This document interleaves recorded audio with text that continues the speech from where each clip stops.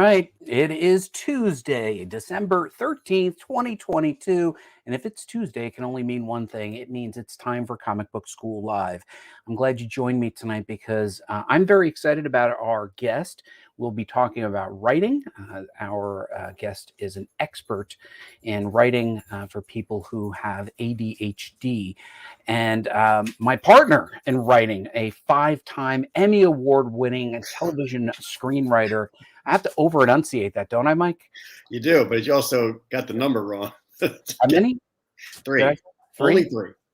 Only three. Mike, you know what we never talk about? What? What did you win those Emmys for? Hold on, let's get that photo. Let's show the photo. There you go. But do people, I wonder if people are, the dog is growling in the background. Janice trying to get the dog out and she won't go. You think you'd help me. I mean, you called me. I'm live on television here. Well, just help me and then I can leave. Just help her and she can leave. Hi, Janet. I'll get the dog. And now here I am under the table. Hi, Mike. You should put the dog on the screen. Put the dog on the screen. No, I don't want to put the dog on the screen. So, Mike, as a writer, we've talked about this many times. It is very challenging for you to just sit down, anybody to sit down and write. But if somebody already has ADHD, and I'll ask our expert to explain what that is, it can be even more challenging. So for tonight's show, the last show before our upcoming Christmas and holiday extravaganza, we're going to be talking about writing techniques, Mike, in case people have promised themselves that over the holiday break, they'll be doing some writing. What do you think of that? I think that's good because I promised myself every day I'm going to do writing, and then I never do. But are you promising yourself to do a little bit of writing over the holiday? I know I have. Oh, yes. Pretty much all the time. Whenever I have a day, I'm like, I'm going to do this today. And then the day just gets away. Well, I break promises with myself all the time, but not tonight. I had promised to bring Cathy Kirch on the show with us. Cathy, welcome to the show. Thanks so much for having me. Cathy, thanks for joining us. I have always been fascinated with your background. You are a teacher, but with a highly specialized field of teaching. But you do have a proper teaching job, right? Like, don't you teach somewhere prestigious and important? I teach at Columbia.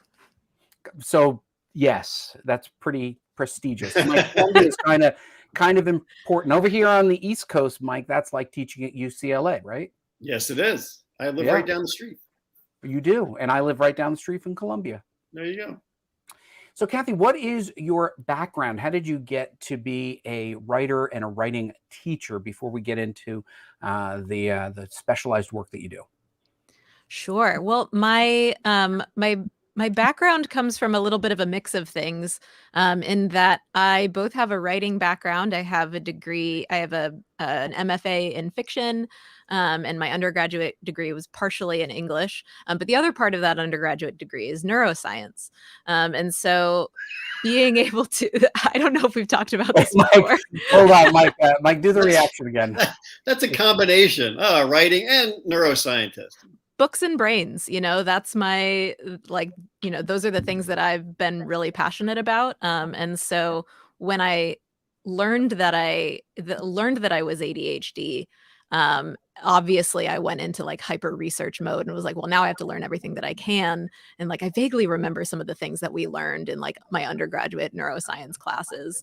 But I feel very privileged that not only am I able to use my undergraduate degree, but I'm able to do that in a career path that brings me a lot of joy and that I really love doing. Cathy, before we go any further, ADHD, what does it stand for, and how did you get diagnosed with ADHD? So ADHD stands for Attention Deficit Hyperactivity Disorder, which if you ask me, it's a bit of a misnomer because ADHD is not necessarily a deficit in attention. It's more of a difficulty in controlling where that attention goes.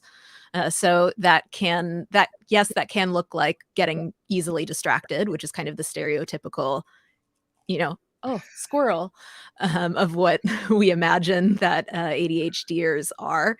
But it can also look like, difficulty switching tasks, difficulty starting tasks, or even, difficulty pulling oneself away from a task, which is something that we talked about last time when we talked about hyperfocus. And how were you diagnosed with this ADHD?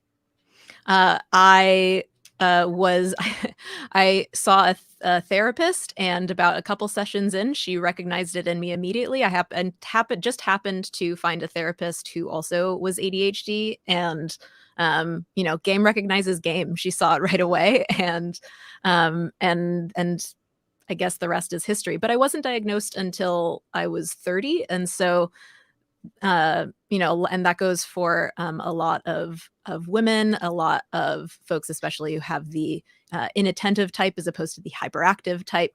We tend to fly under the radar, but the thing that I'll add about what we're talking about today is we're talking about outlining for the scattered mind, and I'm coming at this from an ADHD perspective, but in a lot of ways, all minds are scattered a little bit, but the ADHD brain is especially scattered. We tend to be nonlinear thinkers. We tend to have kind of a wall of ideas all at once, and sometimes it can be difficult to put those ideas into a discernible and linear order. And so that's part of what we're going to be talking about today. She is smart, isn't she, Mike? You could just hear it when the words she uses. Got a few brains in that neuroscientist. She uses the words. Yeah. Yeah.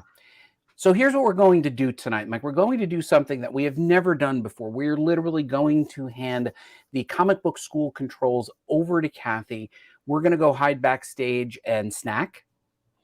I like and snacks. Cathy will be able to run the slides, talk about the topic at hand, which is outlining for the scattered mind. Before we do that, I just want to give people a little bit of context. If they are interested, they can go and check out Cathy's Facebook page, which is right here. You find it at Facebook, My Writing Hero. And hey, while you're there, you can also join the comic book school community if you'd like. Oh, look, Dennis gave you a nice thumbs up for coming on the show. But you can find all of Cathy's resources here, links to her website, and information about how to contact her directly. So if you are excited about what Cathy has to share with us tonight, and I know I am, it is going to be a great opportunity for you to go over to the My Writing Hero site on Facebook, because as Cathy said, that's where all the action happens, Mike. The action happens especially, the action happens especially in the Facebook group, Writers with ADHD, which is a group that I run. And so if you find me on Facebook, it's very easy to find that group. Just search Writers with ADHD, and it's the first one to come up. Mike, that's what we're going to do. But first, Mike, I'm going to put you in the back room, right like that. Cathy, I'm going to pull up your slides. And I am going to wish you luck, and we're going to try this noble experiment. I may switch screens a little bit from here time to time just to play things up a little bit, but I will be here waiting for you in the back, Cathy. Sure thing. Great. Well, and so today we are talking about outlining for the scattered mind, and I want to kind of start out by addressing some misconceptions about outlining. I think that there's an idea that outlining has to happen at the beginning of the project. There's an idea that outlining, is something that you do once and then you stick to the plan and it never changes. And there is an idea that and there's also this idea that you have to get it exactly perfect before moving on.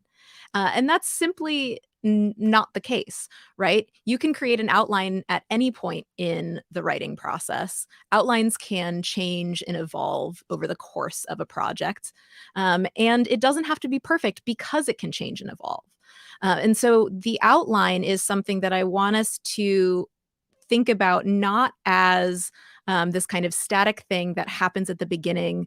I'm either a plotter or a pantser. I either outline or I don't, but rather a tool and a strategy that we can kind of use no matter where we're at in the writing process, and no matter what kind of writing style we use, no matter where our process goes, we can use we can use the tools of outlining to help us get a roadmap for where we're headed. We can use it to create a kind of on-ramp back into a project, and we can use it to help us zoom out and see the big picture of what we're looking at. But there is, and I'm just going to jump a couple slides. There is a little bit of a paradox here. And that is that when we think about an outline, a lot of times where you think of the kind of very linear, one thing in front of the other, this scene and then this scene and then this scene, and it's all very kind of linear and in an order. And yes, that's what happens when we read a final product, right? When we read something, we're going from the beginning. We generally read a comic book or a story or a novel. We're reading from the beginning to the end. But oftentimes the writing process doesn't necessarily look as clean, as simple. We might think we're starting at the beginning, but we're kind of going a little bit all over the place. We might jump somewhere in the middle. We don't necessarily have to write something in the same order that we read it, or that our readers will eventually read it. And so what I want us to be thinking about is, how can we make the outlining process kind of work with our brains? Even if we're having troubles figuring out what order ideas need to go in, even if we're not quite sure what order scenes are happening in, even if we're kind of getting our ideas in kind of a scatter plot manner, we can use outlining tools as a way to gather our ideas and organize those ideas in a way that can be flexible enough so that it allows us to that it allows us to capture our ideas in a way that's separate from the way that we're ordering them. And so we're going to talk about what that looks like with the idea of non-linear outlining. And so again, we want to be able to capture our ideas and then organize them in a way that is flexible enough to accommodate our evolving projects, so that we don't have to get it perfect on the first try. We can let our outlines evolve with our projects, and we can kind of use these at any point when it would be useful to kind of get that zoom out big picture of what the structure of our story looks like.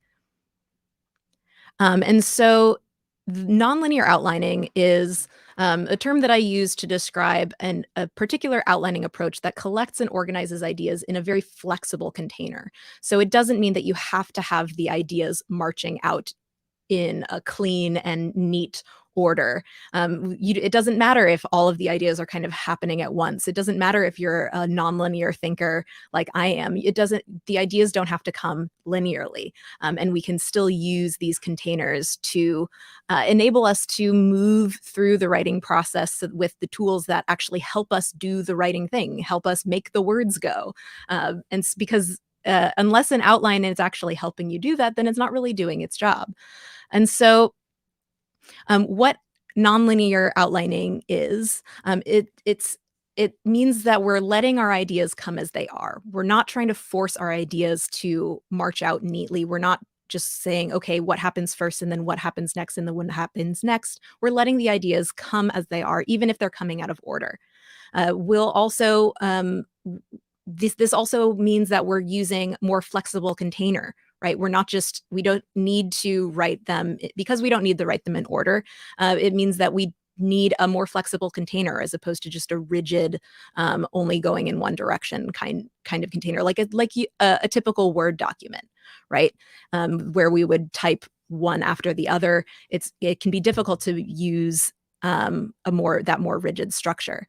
It also allows us to move ideas around, and it allows us to engage with our structures throughout the writing process. It's also easier on our working memory because we're not trying to figure out what we want to say or what we want to happen and what order it needs to happen in. And we can also move between the big picture view and the details. So we can kind of zoom out and zoom back in. It can also help us transition between various stages of the writing process. So when we need to move from brainstorming phase to outlining, from outlining to draft, even if we're drafting and moving back to outlining, if we're in the middle of revising and we need to do some restructuring, those transitions can come more organically. And so, and as I've mentioned before, that it offers us a kind of flexibility that as our projects evolve, so too can these outlines, and the changes that we make and the evolutions of our projects can continue to evolve and move forward. And so I've kind of given a hint as to the core concept already, but the basic concept is that we're capturing first and then organizing. So the idea is that we're not trying to do both of these things at the same time, which is oftentimes when we're doing a kind of linear outline where it's like, okay, first idea, second idea, third idea. We're trying to capture them and organizing them at the same time. So this idea is that we are capturing our ideas first, and then we're putting them into an order, which means that we don't have to worry about what order they fall out of our heads in. We just have to collect them and then figure out the order.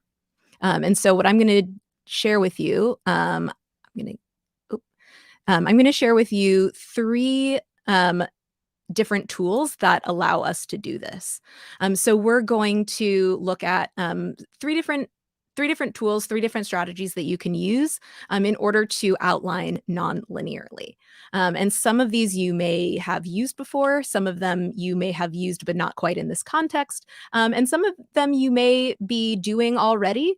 Just as I'm describing them, you may just not have thought of it before as non-linear outlining.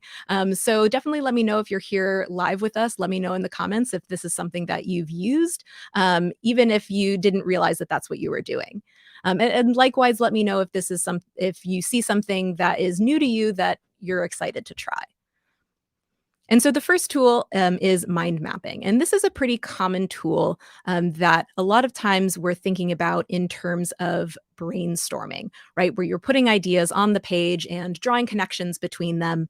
And so with this tool, if we're thinking about this from a nonlinear outlining perspective, then we are simply capturing our ideas first. So the idea would be that you would record those ideas on the page. These might be scenes. These might be like plot points or moments, right? Depending on kind of the length of your kind of story arc, they might be elements of the plot. And so the first step is to capture those ideas. So capturing the ideas and then drawing connections between them. Alternatively, you can, if as you're writing out those ideas, you can draw the connections as you realize, as you notice them, like, oh, this part is connected to this, or actually this scene definitely needs to go before this scene. You can kind of draw those as they come. So again, letting the ideas kind of come out as they are. And so a lot of times the classic mind maps often begin with a central node, but they don't have to, especially when we're thinking about stories. There may not be a kind of central node idea that we're drawing from. They might come more organically. They might just like, oh, here's an idea for a scene. Here's an idea for a scene. Or this is the kind of action that I want to happen. Or maybe we have ideas of like, okay, I kind of have an idea at the beginning. I kind of have an idea at the end, but the middle is a little fuzzy. We can kind of drop our ideas down and then draw connections between them. And you might choose to annotate the connecting lines, right? If there's, oh, these two are definitely connected, or these need to go in the specific order, you might want to jot a note down for yourself so you remember like why those scenes are connected or why they need to come in the particular order that they're coming in. And so once we've kind of gathered our ideas, then we can start to organize them, right? So the simplest way to do this is to simply add numbers to the map to mark out a potential linear order. And so with that, what I highly recommend is doing some color coding. I'm big into color coding. I have an obscene collection of colored pens, and you can use a different color to add the numbers just to make it easier for you to see. And you can also try out a few different orders if you're not quite sure what order scenes or moments or even panels need to happen in. You can kind of test drive a few different possibilities and kind of watch those stories play out slightly differently. And so So that is, and then once you find an order, you can of course like work directly from your mind map as you start drafting, or if you're doing your own art, you can work directly from the mind map and start sketching out your own art. But you can also choose to rewrite the outline in a more linear order. So you just like, okay, you know what? I liked this orange order best, so I'm just going to jot that down on my notes page, so then I have a more linear outline, because then that more linear outline, I can work from it and I can keep moving. But I can always go back and try out a different order. I still have those notes. I can still play with this as the outline evolves. And so this is useful when you have kind of a tangled mess. So if you have a bunch of ideas and you're really not quite sure what to do with them, it can be useful in sort of untangling that mess and turning it into more of an actual visible blueprint. It's also great if you're a visual person, if you like to work visually. And it's also great for those of us who like to work analog, right? If you're a pen and paper user, there are some software options out there. If you search for mind mapping software or mind mapping apps, there are plenty that exist that are free to use. But if you like working with pen and paper, this can be a great way to kind of scribble some of those ideas down. It's also useful when you want to kind of see the big picture of how things are kind of coming together, right? Maybe I'm like, oh, when I get to this scene, I want to make sure that I have a flashback to this other scene, or I want to make sure that my readers are noticing the connections to something before. So I want to make sure that I have a visual cue there, right? It's useful when you have that big picture in front of you that you can kind of remember what those connections are and how you want to draw the story together. And so the second tool, this is one of my personal favorite tools. I pretty much always have a stack of index cards next to me. I have a little box of them that I carry with me. And I love outlining with index cards. And so I'm going to share a little bit about how to do that. And so, of course, step one is to capture. So in the mind map, we were kind of writing the ideas in kind of scattered places.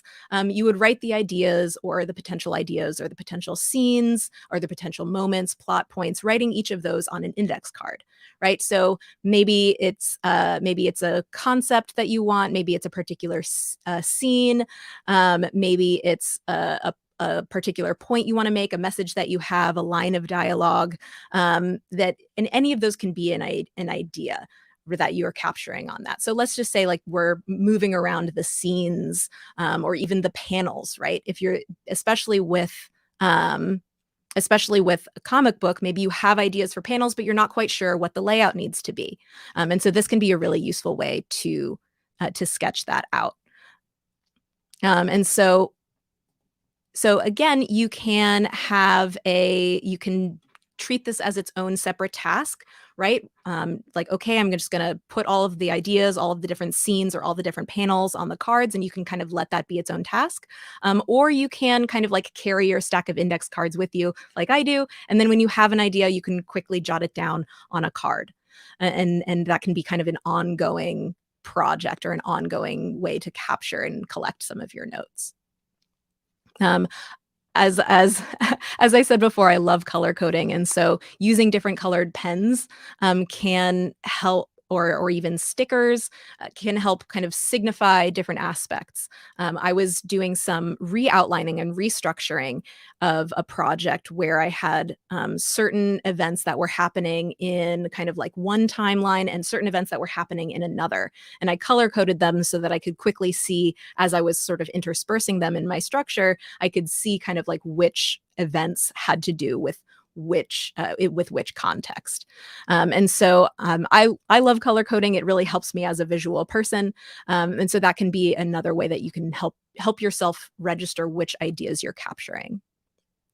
And so step two, once we've gathered those ideas, is now we're organizing them. So we're moving the cards around to find potential structures. This is especially great, as I mentioned before, for comic book writing, because you can have those index cards represent actual physical panels. And so you can kind of test out visually what those panels are going to look like, what that page is going to look like. And you can kind of see it play out and try out different, slightly different order, slightly different emphasis, figuring out, okay, what's this last panel going to be? Where's the page turn going to happen? You can kind of visualize that as you kind of move them around.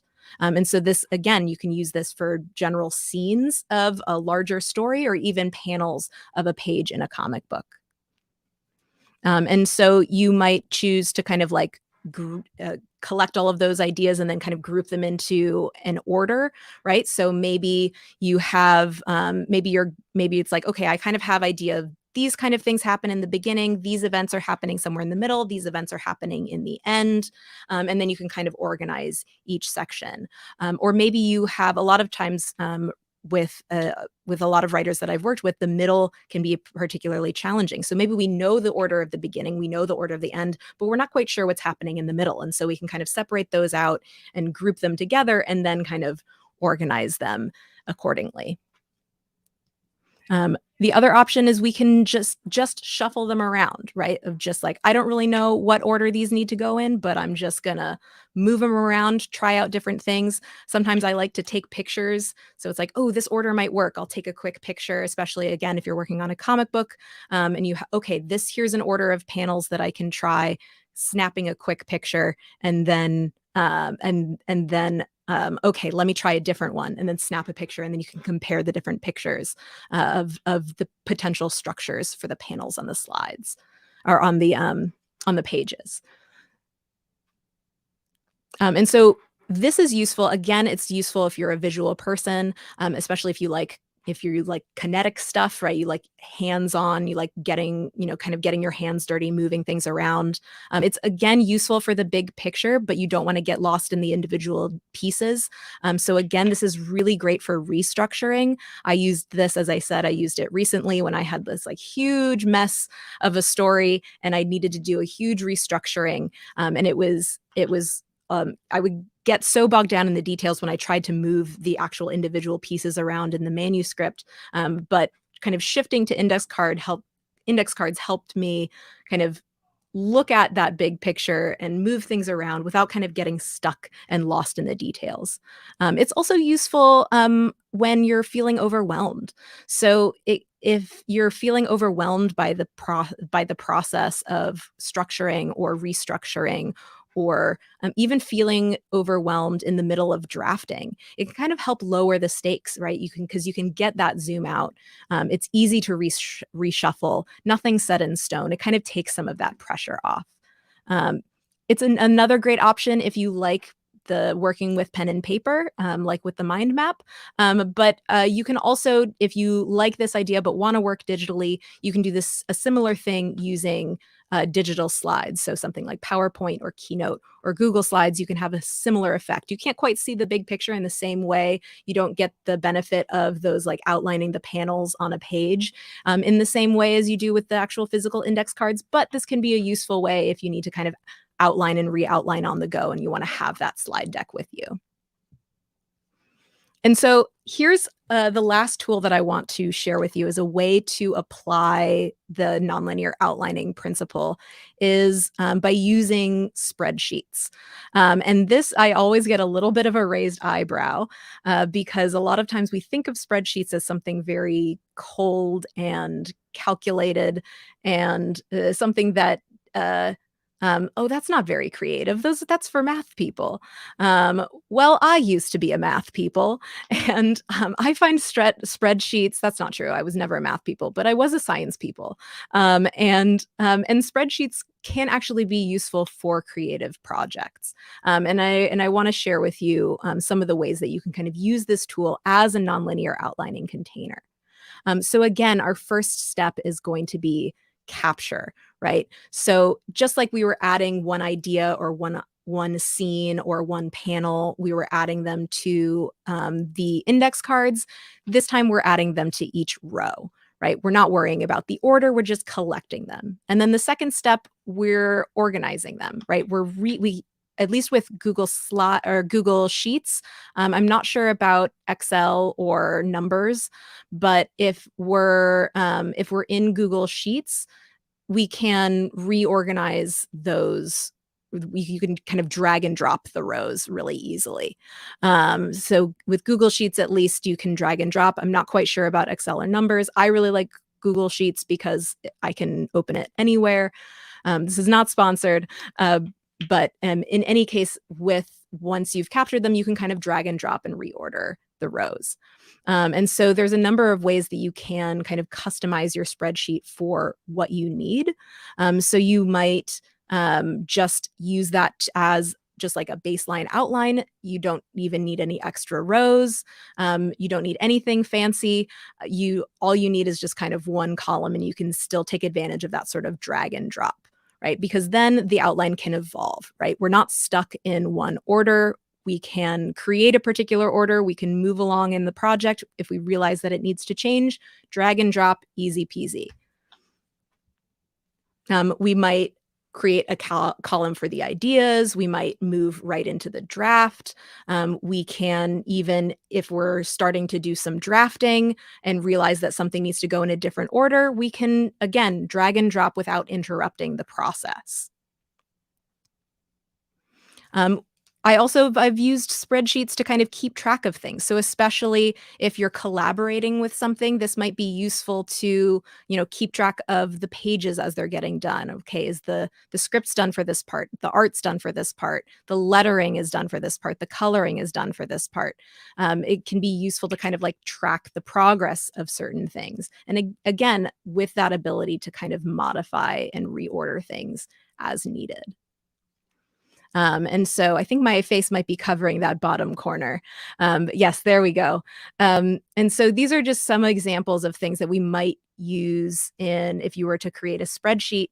Maybe you have columns for a checklist, for ideas, first draft, second draft, third draft. Maybe you're looking at different panels. Maybe you have scenes. Maybe you want to note which characters are in the panel.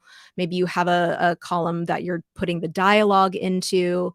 That these are not necessarily, you have to include all of these, but these are just examples of ways that you might use a spreadsheet to kind of keep track of the various moving pieces. Whatever it is that you find useful for your project, this is a way to kind of keep all of that in one spot.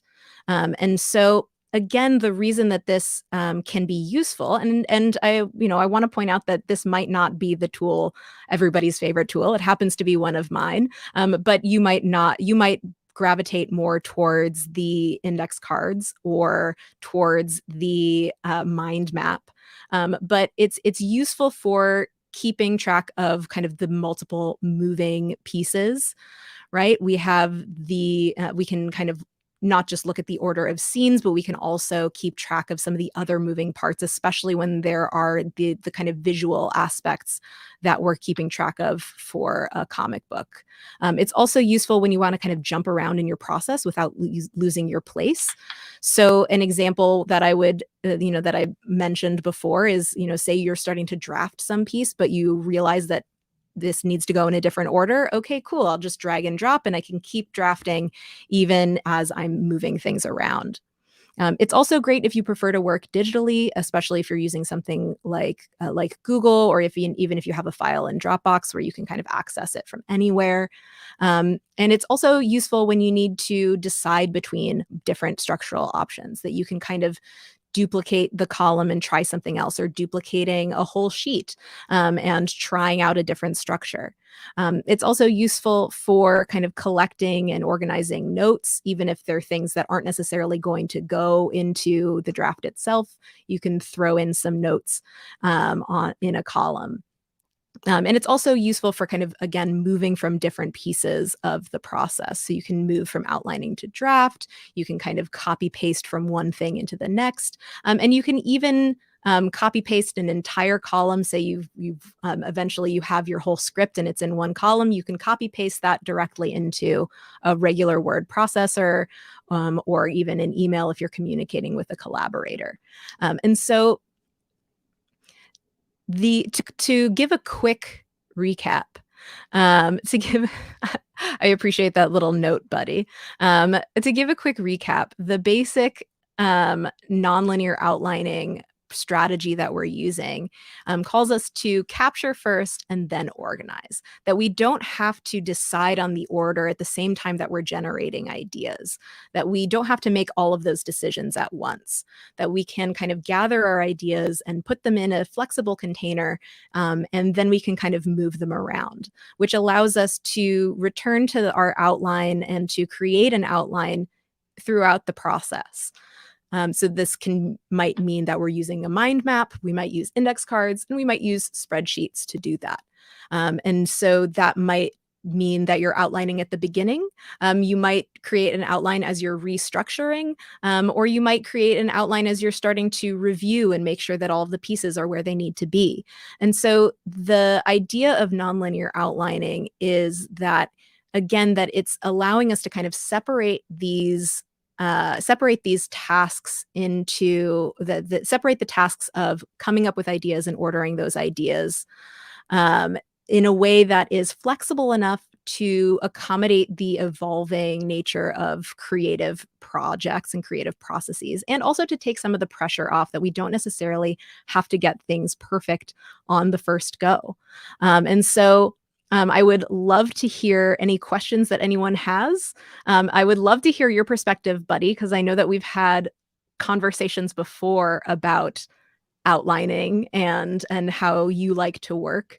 But I would love to hear any questions that anyone has. Feel free to drop them in the chat. But also, Buddy, Mike, if you have questions or things that you want to comment or talk about, open to anything. First things first.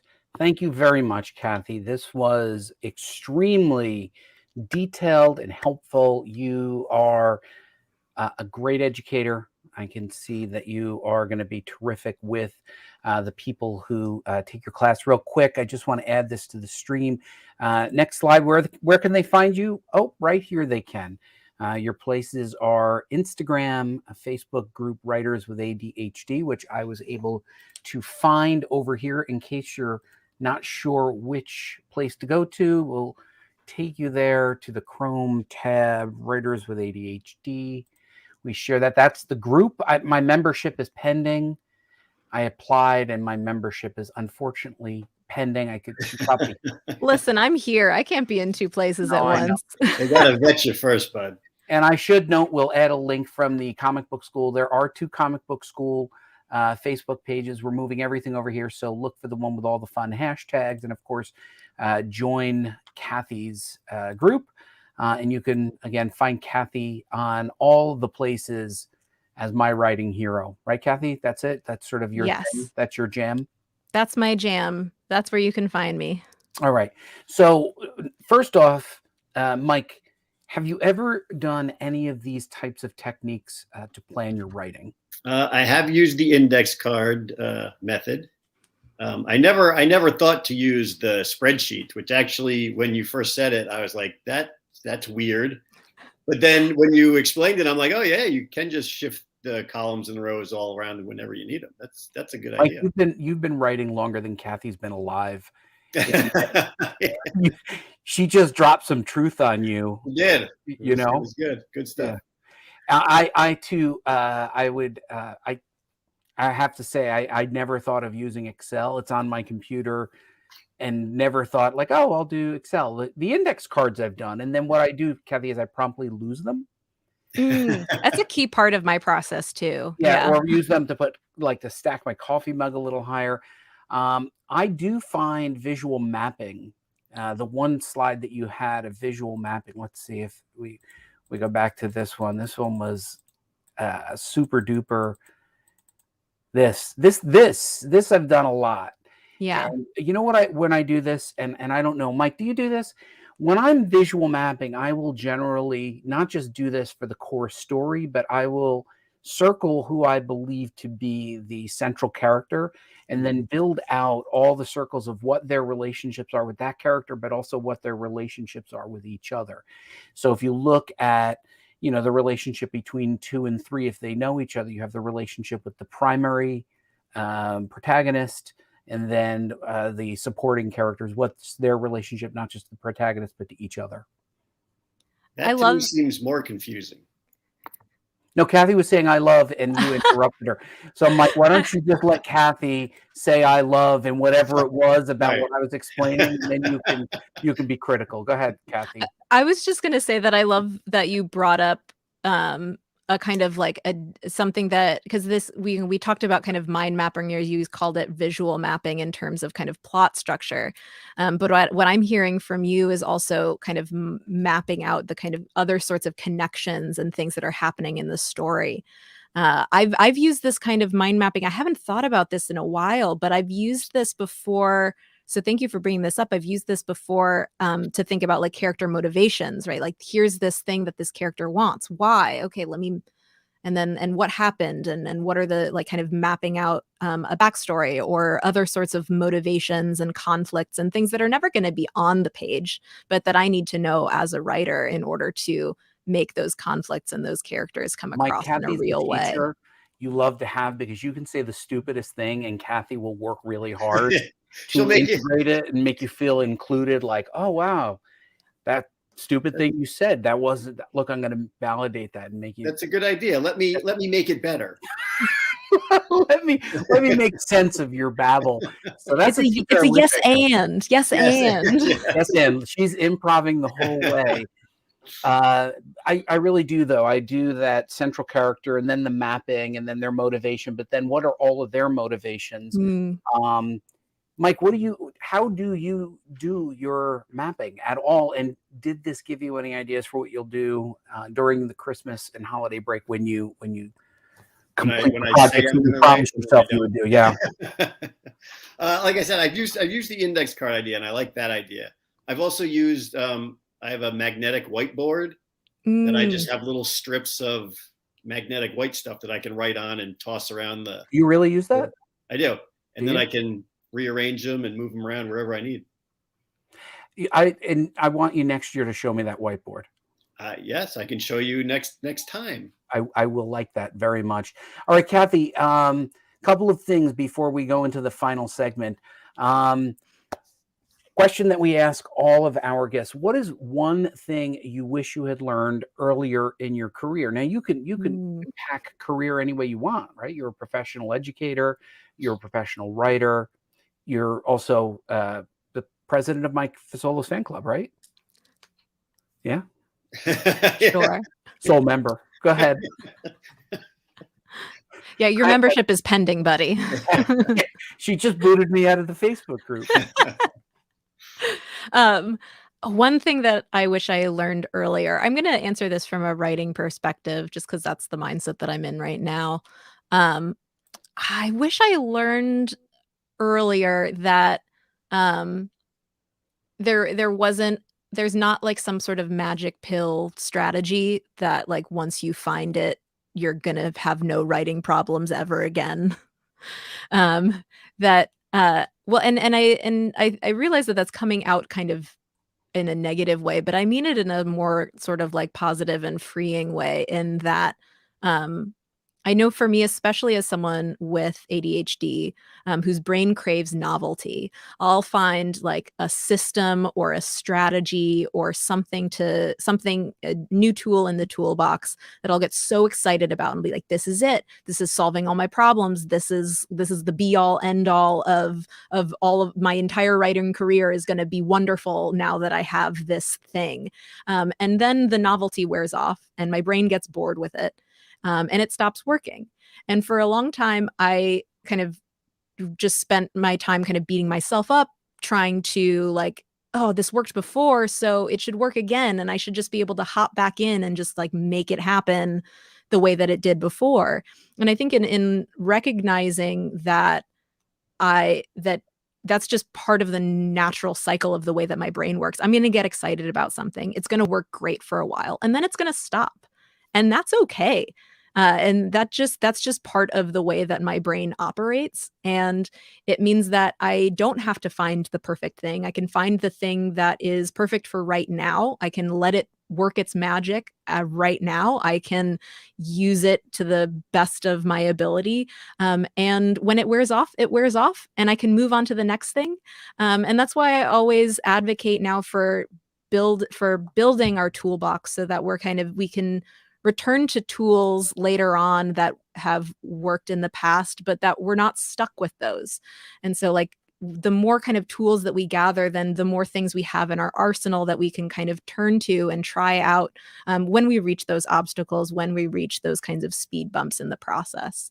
You know, this entire episode, Mike, was triggered by me reaching out to Cathy and saying, have you ever read the book, Save the Cat? I also reached out to you, Mike, with the same thing, Save the Cat. I think I have it like on my shelf over here. Mike Snyder book. And I just was like, oh my God, this is the greatest thing ever.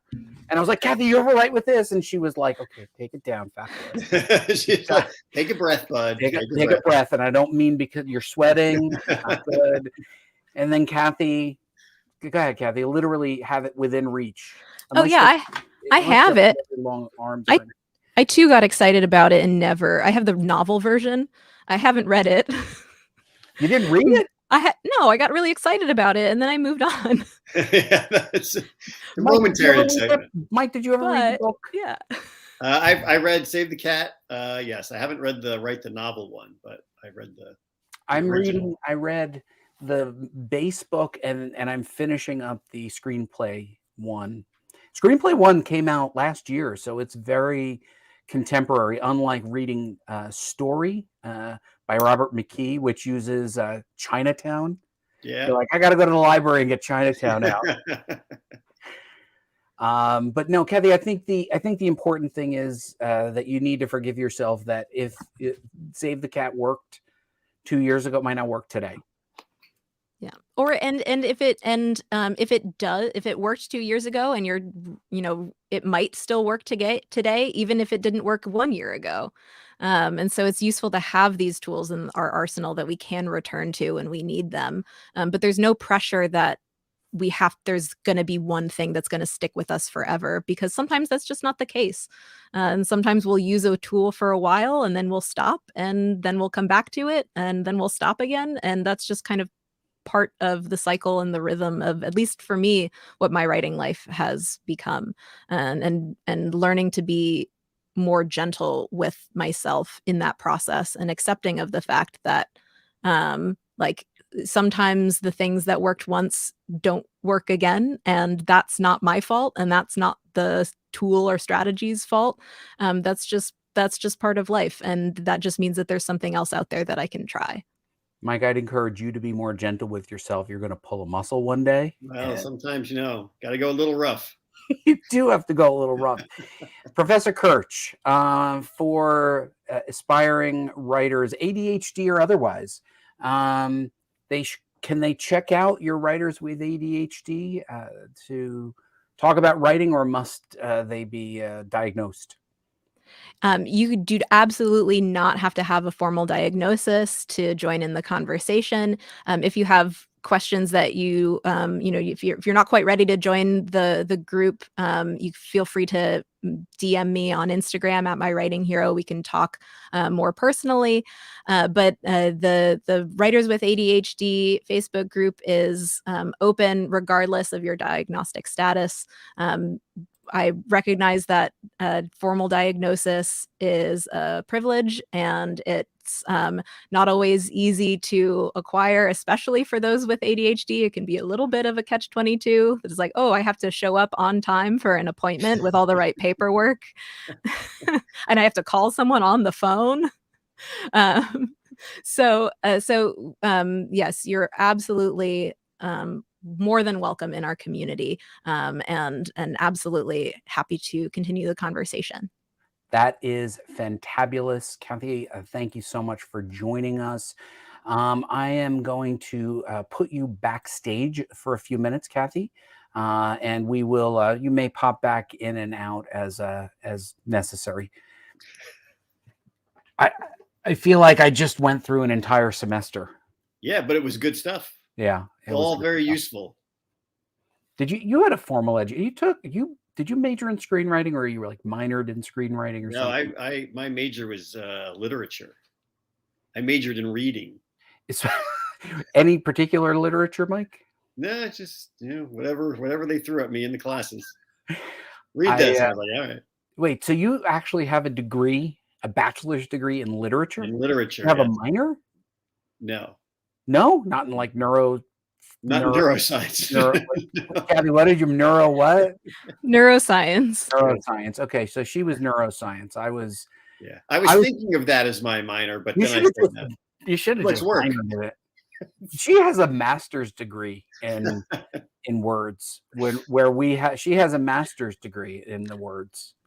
One of my Facebook memories came up recently, and at some point I had written a status that was like, writing is hard. Why didn't I just become a neuroscientist? Yeah, neuroscience seems like a lot easier. At least it's a straight line. It's just writing is really hard. Why did I do this? Yeah. Mike, it is really hard because you and we never complete anything. No, we have even a few projects that we're working on that we still never finished. We will wrap those up this Christmas break due to Dr. Kirch. We could do some mind mapping. Yeah, I'm going to put her back in the back room there. So that was really helpful, I think. And I think people really underestimate the value of a community experience. I'm encouraging people to go check out the comic book school community because, let me see, the comic book school community over here, right here. We're about to start our anthology. It's somewhere around here. Oh yeah, here we go. We're starting to plan our new anthology, and we're going to need people to help us with this anthology. I'm hoping that Cathy is part of that anthology. She's been threatening a few years in a row that maybe she'll be a contributor when it's a paid gig. She was like, "What do you mean Not it's what I free?" said. She's, "What do you mean it's free?" That's not going to get me to I have a master's in neuroscience. I don't need to do that for free. You're giving folks a very different impression of me. Cathy is incredibly nice and said she will participate one day, maybe this third one. But we do need your help, comic book school community, because we want to kick off this anthology, but we cannot do it without editors, proofreaders, and production people. So feel free to come and participate. Next week will be our holiday extravaganza. I don't want to say Christmas because I want it to be inclusive for the holiday season. Mike, you're going to bring a photo of yourself around the holidays with some sort of geek stuff. And Cathy, you'll be in the audience, so you'll have your geek wear on. And Cathy, are you going to go to Mike's side of the country at all this year? I actually might be on a plane while the extravaganza is happening. So yeah, I will be heading back to that's the fun. Mike will be on a West plane while Coast. the extravaganza. You'll just cross over like ships in the night. like ships in the night. So listen, Cathy, you did a great job. Thank you so much for joining us. Mike, I feel smarter already, don't you? I do, and that's a good thing. All right, sign us off. We'll see you guys next week.